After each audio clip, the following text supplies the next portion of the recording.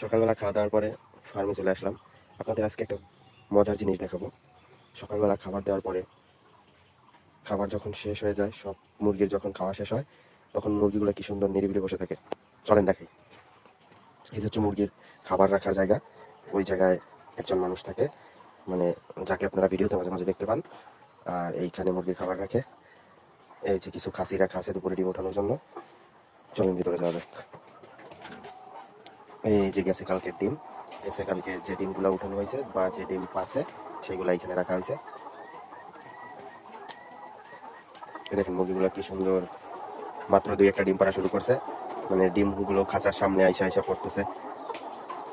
একটা মজার ব্যাপার হলো কি, আমাদের এই 3000 মুরগির ভিতরে একটা মোরগ, 3000 মুরগির ভিতরে একটা মোরগ আসছে। মোরগটা আলাদা একটা খাসিতে রাখছি,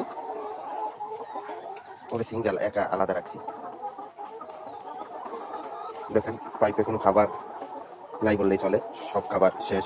মানে সকালবেলা একটু ঠান্ডা ঠান্ডা পড়ে, আবহাওয়াটা একটু ঠান্ডা থাকে, সকালের খাবারটা শেষ করে মুরগি নিরিবিলি একদম চুপচাপ বসে থাকে।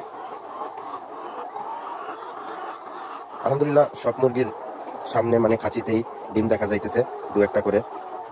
ইনশাল্লাহ দুপুরের ভিতরে আশা করি কালকে থেকে অনেক বেশি ডিম কালেকশন করতে পারবো।